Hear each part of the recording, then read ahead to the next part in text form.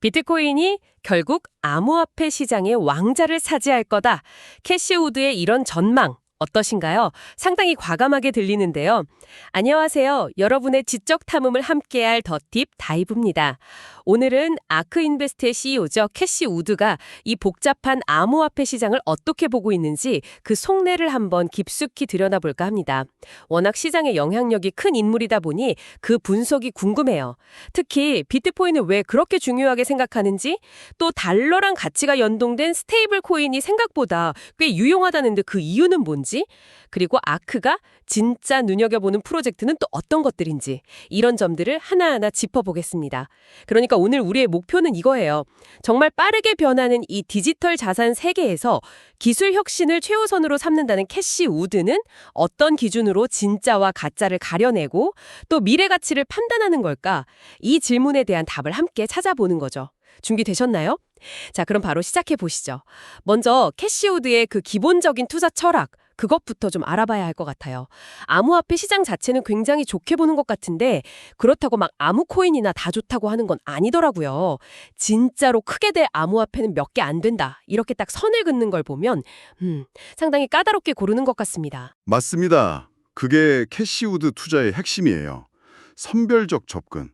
그냥 막연히 암호화폐니까 오르겠지? 이런 게 아니고 기술 자체에 진짜 혁신이 있나? 이게 장기적으로 세상을 바꿀 만한 힘이 있나? 이걸 따지는 거죠. 그래서 순수하게 디지털 자산, 그러니까 디지털 상품으로서의 가치를 볼 때는 비트코인이 거의 유일하다. 이렇게 보고요.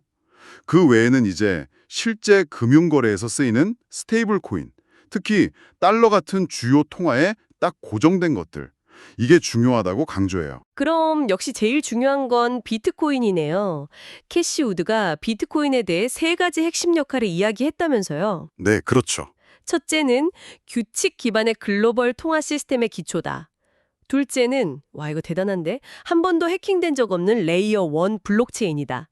그리고 셋째는 암호화폐 시장 자체를 연 개척자다. 이 세 가지요. 네, 그 세 가지인데 하나씩 좀 풀어보면 더 와닿으실 거예요. 첫 번째, 규칙 기반 통화 시스템.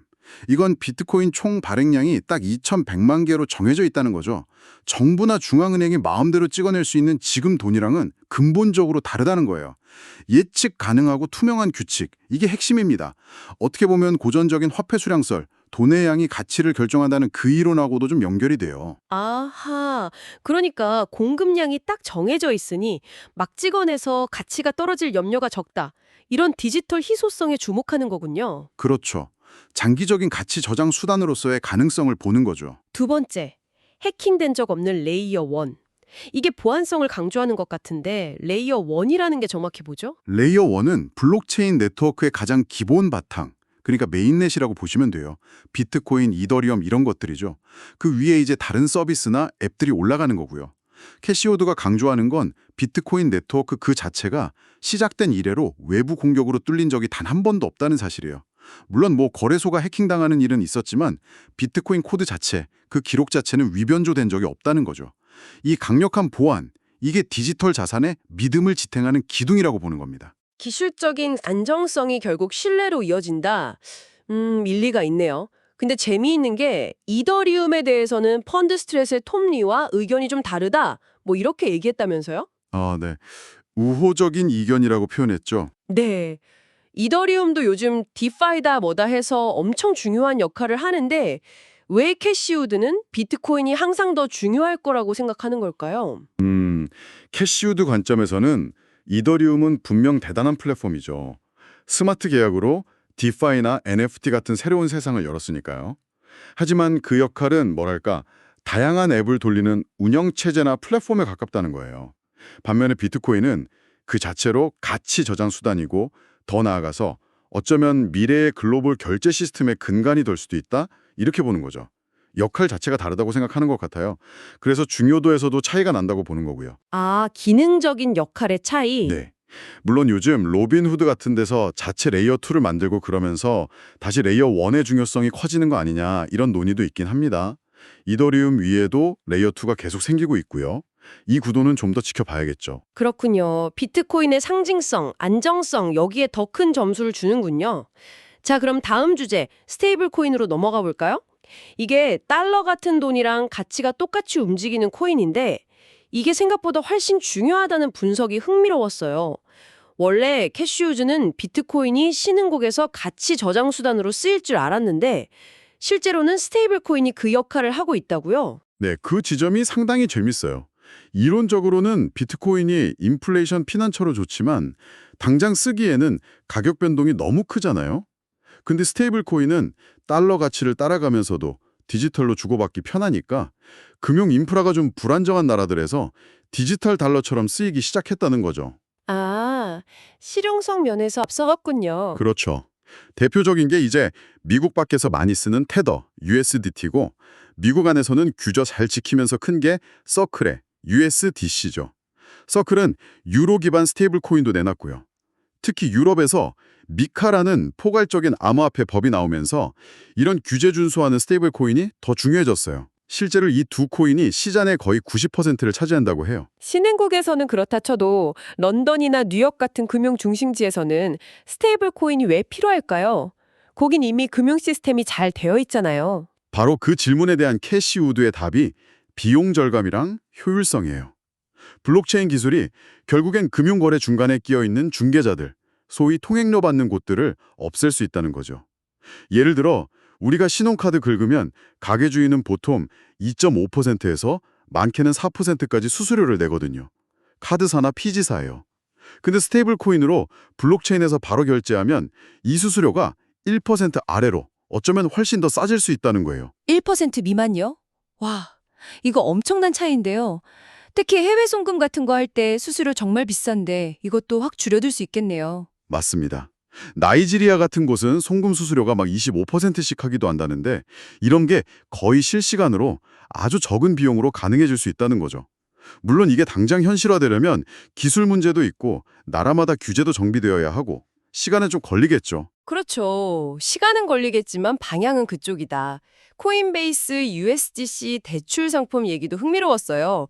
연 10.4% 이자를 준다고요? 예금이죠 생각하면 뭐 엄청난데요? 이게 그 디파이라는 건가요? 네, 그게 바로 디파이, 탈중앙 금융이 보여주는 가능성 중 하나죠. 기존 은행에서는 신용이 좀 부족하거나 담보 없으면 대출받기 정말 어렵잖아요. 근데 디파이에서는 사람들이 맡긴 돈, 유동성을 기반으로 딱 정해진 규칙에 따라 투명하게 대출이 이루어질 수 있어요. 돈 빌려주는 사람은 높은 이자를 받고 빌리는 사람은 기존 금융보다 쉽게 돈을 구할 기회를 얻는 거죠. 물론 위험도 따르지만요. 여기서 온체인, 그러니까 모든 거래가 블록체인에 기록되는 시스템의 투명성, 안전성 얘기도 나왔어요. 이게 어떻게 안전하다는 거죠? 모든 게 다 공개되면 더 위험한 거 아닌가? 이런 생각도 드는데? 그게 좀 역설적인데요. 투명하기 때문에 오히려 더 안전한 측면이 있다는 거예요. 예를 들어 예전에 시장을 흔들었던 3A씨나 루나 사태 때 보면요. 얘네들이 디파이에서 빌린 돈의 담보가 쥐가 폭락하니까 시스템이 자동으로 그 담보를 팔아서 청산해버렸어요. 물론 그 과정에서 시장 전체가 출렁했지만 적어도 그 시스템 안에서는 규칙대로 위험이 관리되고 돈이 회수된 거죠. 근데 FTX처럼 내부가 불투명하고 중앙에서 맘대로 주물러던 곳은 파산하니까 고객 돈이 어디 갔는지조차 알 수 없었잖아요. 아, 문제가 생겨도 최소한 뭐가 어떻게 돌아가는지는 알 수 있다 이런 거군요. 그렇죠. 그래서 캐시우드는 장기적으로 보면 이 투명한 온체인 방식이 더 신뢰받는 금융 시스템을 만들 거라고 보는 거예요. 그렇군요. 일리가 있습니다. 자, 그러면 이렇게 비트코인, 스테이블 코인을 중요하게 보는 아크 인베스트. 실제로 투자하는 암호화폐는 뭘까요? 아까 극소수라고 했는데 구체적으로 어떤 것들인가요? 현재 아크가 주로 투자한다고 밝힌 건 딱 세 가지예요. 비트코인, 이더리움, 그리고 솔라나. 여기에 집중한다고 명확히 말했죠. 비트코인은 당연히 중심이고 이더리움도 규제 잘 지키는 방식으로 투자하고 있고요. 비트코인 채굴 회사들도 중요하게 보고 투자하고 있습니다. 솔라나가 들어간 게 좀 눈에 띄네요. 이더리움 경쟁자로 불리는데 왜 솔라나를 주목할까요? 솔라나는 아무래도 빠른 처리 속도, 낮은 수수료 같은 기술적인 강점을 높게 보는 것 같아요. 특히 브라라 스포츠라고 UAE 쪽 스포츠 프로젝트를 통해서 솔라나에 간접 투자하고 있다는 얘기도 했거든요. 이건 솔라나 생태계 안에서 실제 사용 사례를 만드는 프로젝트에 관심이 있다는 뜻으로 보여요. 물론 하이폴리퀴드 같은 새로운 디파이나 지토 같은 솔라나 스테이킹 관련 프로젝트들도 보고 있다고는 해요. 하이폴리퀴드는 꽤 혁신적이라고 평가하기도 했고요. 하지만 역시 핵심은 비트코인, 이더리움, 솔라나 이 셋이라는 걸 분명히 하고 있습니다. 포트폴리오 핵심은 명확하군요. 자, 이제 마지막 주제로 넘어가 보죠. 금. 최근에 금값이 꽤 올랐잖아요. 기술 혁신을 외치는 아크가 금 시장은 왜 들여다보는 걸까요? 직접 투자하는 것도 아니라면서요. 네, 금 자체는 기술 혁신이랑 거리가 머니까 아크가 직접 투자하진 않아요. 하지만 금값 움직임은 전체 경제나 투자자들 심리를 읽는 중요한 신호로 본다는 거죠. 특히 이번 금값 상승을 해석하는 게 좀 독특해요. 그냥 물가 오르나 보다, 이게 아니라는 거예요. 인플레이션 때문이 아니면 뭐죠? 캐시우드는 이번엔 지정학적 위험 반영이 더 크다고 분석해요. 근거로 몇 가지를 드는데 예를 들어 산업용 금속 가격 대비 금 가격 비율, 이 메탈 투 골드 인덱스가 낮아지고 있다는 점. 만약 그냥 인플레이션 기대감이면 산업용 금속도 같이 오를 텐데 금만 유독 강한 건 뭔가 다른 이유가 있다는 신호로 보는 거죠. 중국이 지금 디플레이션 압력을 받는 상황 같은 것도 고려하고요. 지정학적 위험이라면 구체적으로 어떤 걸까요? 예를 든 게 미국의 H-1B 비자 정책 변화 같은 거였어요. 이런 정책이 불확실해지면 외국에서 온 고급 인력들, 예를 들어 인도나 중국 출신 유학생이나 기술자, 또 그 가족들이 불안해할 수 있잖아요.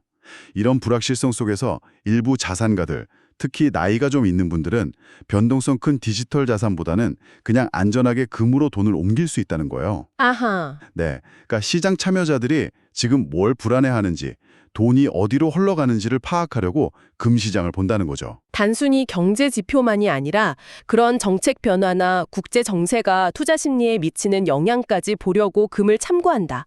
흥미로운 시각이네요. 자, 오늘 캐시우드의 눈을 통해 암호화폐 시장을 한층 깊게 살펴봤습니다. 비트코인이 왜 여전히 중요한지 그 근본적인 이유부터 어쩌면 우리 실생활에 더 가까이 다가올지도 모르는 스테이블 코인의 효용성, 그리고 아크인베스트가 선택한 비트코인, 이더리움, 솔라나라는 명확한 투자 방향까지 확인했네요. 더해서 금값 상승을 지정학적 불안감이라는 렌즈로 해석하는 관점도 꽤 신선했습니다. 네, 오늘 얘기를 종합하면 캐시우드의 메시지는 명확해 보여요. 첫째, 순수 디지털 자산 가치는 역시 비트코인이다.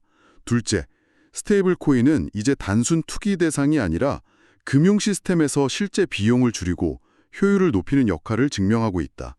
그리고 셋째, 정말 크게 될 프로젝트는 소수니까 기술 혁신을 보고 잘 골라야 한다. 결국 단기적인 등락보다는 기술의 본질과 장기적인 가능성에 집중하자는 거죠. 오늘 저희 이야기가 여러분이 암호화폐 시장의 큰 그림을 그리고 또 자신만의 투자 원칙을 세우시는데 조금이나마 도움이 되었으면 좋겠습니다. 캐시우드는 블록체인이 금융의 중간 단계를 없애고 비용을 낮출 거라고 했는데요. 여기서 한 걸음 더 나아가 이런 질문을 던져봅니다. 금융 말고 이런 탈중개와의 다음 타자는 어떤 산업이 될까요? 미디어, 부동산, 아니면 유통. 여러분의 다음 지적 호기심을 자극하는 질문으로 남겨두면서 오늘 심층 분석은 여기서 마치겠습니다.